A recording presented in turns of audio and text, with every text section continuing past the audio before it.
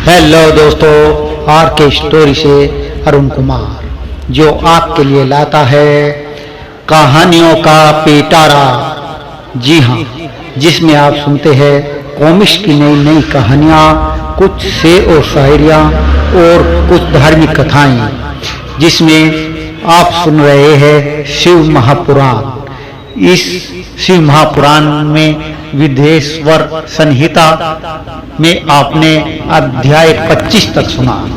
अब आगे शिव महापुराण में श्री रुद्र संहिता का आरंभ होता है। इसके प्रथम खंड में ऋषिगणों की वार्ता है।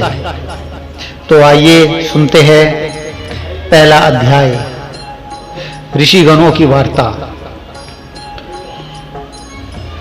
जो विश्व की उत्पत्ति, स्थिति और लय आदि के एकमात्र कारण है, गिरिराज कुमारी उमा के पति है, जिनकी कीर्ति का कहीं अंत नहीं है, जो माया के आश्रय होकर भी उससे दूर है तथा जिनका स्वरूप दुर्लभ है।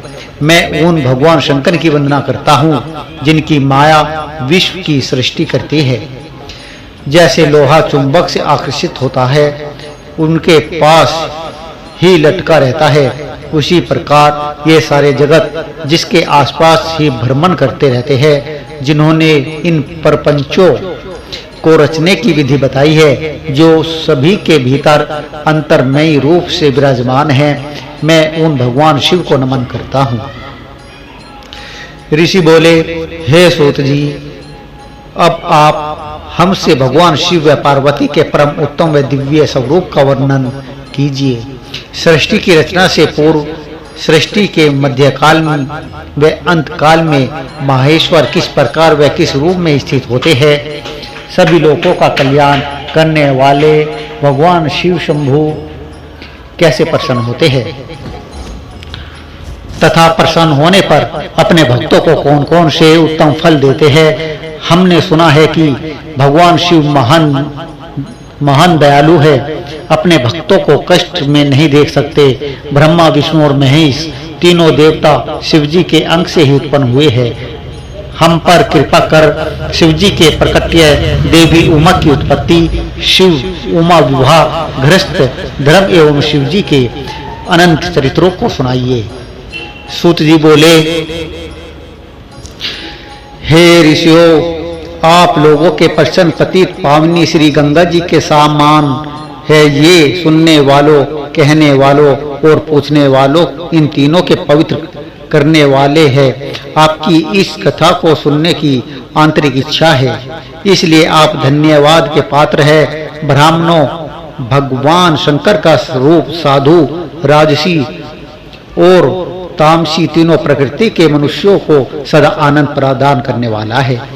वे मनुष्य जिनके मन में कोई तृष्णा नहीं है, ऐसे महात्मा पुरुष भगवान शिव के गुणों के ज्ञान करते हैं, क्योंकि शिव की भक्ति मन और कानों को प्रिय लगने वाली और संपूर्ण मनोरथों को देने वाली है। हे ऋषियों, मैं आपके प्रसन्न के अनुसार ही शिव के चरित्र का वर्णन करता हूँ, आप उसे आदर पूर्वक श्रवण करें। आपके प्रसन्न के अनुसार ही नारद जी ने अपने पिता ब्रह्मा जी से यही प्रश्न किया था। तब ब्रह्मा जी ने प्रसन्न होकर शिव चरित्र सुनाया था। उसी संवाद को मैं तुम्हें सुनाता हूँ, क्योंकि उस संवाद में भवसागर से मुक्त करने वाले गौरीश की अनेकों आश्चर्यमयी लीलाएं का वर्णन हुआ है।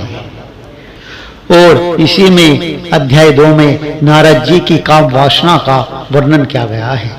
सूत जी बोले, हे ऋषियों, एक समय की बात है।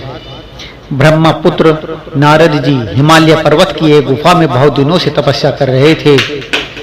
उन्होंने दृढ़ता पूर्वक समाधि लगाई थी और तप करने लगे थे। उनके उग्र तप का समाचार पाकर देवराज इंद्र कांप उठे।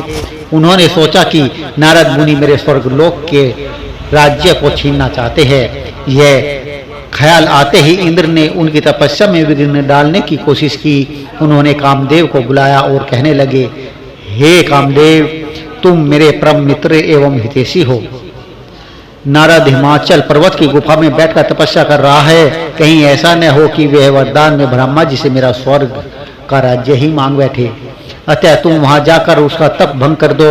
यह आज्ञा पाकर कामदेव बसंत को साथ ले बड़े गर्व से उस स्थान पर गए और अपनी सारी कलाएं रच डाली। कामदेव और बसंत के बहुत प्रयत्न करने पर भी नारद मुनि के मन में कोई विकार उत्पन्न नहीं हुआ। महादेव जी के अनुग्रह से उन दोनों का गर्व चूर चूर हो गया। ऐसा इसलिए हुआ क्योंकि महादेव जी की कृपा से नारद मुनि पर कामदेव का कोई प्रभाव नहीं पड़ा था। पहले उस आश्रम में भगवान शिव ने भी तपस्या की थी। उसी स्थान पर उन्होंने ऋषि मुनियों की तपस्या का नाश करने वाले कामदेव को भस्म कर डाला था। कामदेव को भस्म देखकर उनकी पत्नी रति ने बिलखते हुए भगवान शंकर से उन्हें जीवित करने की प्रार्थना की तथा सभी देवता भी शिव जी से प्रार्थना करने लगे। तो भगवान महादेव जी ने कहा कि तुम कुछ समय पश्चात कामदेव स्वयं जीवित हो जाएंगे, किंतु इस स्थान पर कोई इसके आसपास जहां तक भस्म दिखाई देती है वहां तक की पृथ्वी पर कामदेव की माया और कामबाण का कोई प्रभाव नहीं पड़ेगा। इस प्रकार उस स्थान से कामदेव लज्जित होकर वापस लौट आया। देवराज इंद्र ने जब यह सुना कि नारद जी पर कामदेव का कोई भी प्रभाव नहीं पड़ा तो उन्होंने नारद जी की खूब प्रशंसा की। भगवान शिव की माया के कारण वे भूल गए थे कि शिव जी के शाप के कारण उस स्थान पर कामदेव की माया नहीं चल सकती। नारद जी भगवान शिव की कृपा से बहुत समय तक तपस्या करते रहे। अपने तप को पूर्ण हुआ समझकर नारद जी उठे तो उन्हें कामदेव पर विजय प्राप्त करने का ध्यान आया। तब उन्हें मन ही मन इस बात का घमंड हुआ कि उन्होंने कामदेव पर विजय प्राप्त कर ली है। इस प्रकार अभिमान से उनका ज्ञान नष्ट हो गया। वे यह समझ नहीं सके कि कामदेव के पराजित होने से भगवान शंकर की माया थी। तब वे अपनी काम विजय की कथा सुनाने के लिए शीघ्र ही कैलाश पर्वत पर जा पहुंचे और भगवान शिव को नमस्कार करके अपनी तपस्या की सफलता का समाचार तथा कामदेव पर विजय प्राप्ति का समाचार कह सुनाया।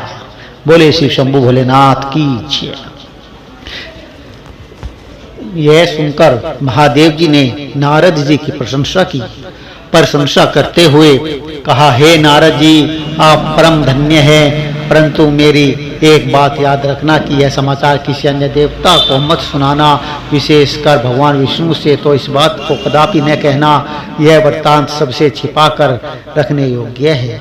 तुम मेरे प्रिय हो, इसलिए मैं तुम्हें यह आज्ञा देता हूँ कि यह बात किसी के सामने प्रकट मत करना। परंतु वे तो शिव की माया से मोहित हो चुके थे, इसलिए उनकी दी शिक्षा को ध्यान में न रखते हुए वे ब्रह्मालोक चले गए और वहां ब्रह्मा जी को नमस्कार करके बोले, मैंने अपने तपोबल से कामदेव को जीत लिया है। यह सुनकर ब्रह्मा जी ने अपने भगवान शिव के चरणों का चिंतन करके सारा कारण जान लिया तथा अपने पुत्र नारद को यह सब किसी और से कहने के लिए मना कर दिया। नारद के मन में अभिमान के अंकुर उत्पन्न हो गए थे, जिसके फलस्वरूप उनकी बुद्धि नष्ट हो गई थी। वे तो तुरंत विष्णु लोक पहुंचकर भगवान विष्णु को सारा किस्सा सुनाना चाहते थे, किंतु अतः शीघ्र ही वे ब्रह्मलोक से चले गए। नारद मुनि को आते देखकर भगवान विष्णु सिंहासन से उठ खड़े हुए। उन्होंने नारद को गले लगा लिया और आदर सहित आसन पर बैठाया। भगवान शिव के चरणों का स्मरण करके भगवान विष्णु ने नारद जी से पूछा, नारद जी, आप कहाँ से आ रहे हैं और इस लोक में आपका शुभागम किस लिए हुआ है? यह सुनकर नारद जी ने अहंकार सहित अपने तप के पूर्ण होने एवं कामदेव पर विजय प्राप्त करने का समस्त हाल उन्हें सुनाया। भगवान विष्णु काम के विजय के असली कारण को समझ चुके थे। वे नारद जी से बोले, हे नारद जी, आपकी कीर्ति एवं निर्बल बुद्धि धन्य है। काम, क्रोध एवं लोभ मोह उन मनुष्यों को पीड़ित करते हैं जो भक्तिहीन हैं। आप तो ज्ञान वैराग्य से युक्त एवं ब्रह्मचारी है, फिर भला यह काम आपका क्या बिगाड़ सकता है? देव ऋषि नारद बोले, हे भगवान, यह सब आपकी कृपा का ही फल है। आपकी कृपा के आगे कामदेव की क्या इस समर्थ है जो मेरा कुछ बिगाड़ सके? मैं तो सदा ही निर्भय हूँ। इतना कहकर नारद जी विष्णु भगवान को नमस्कार कर वहां से चल दिए। धन्यवाद।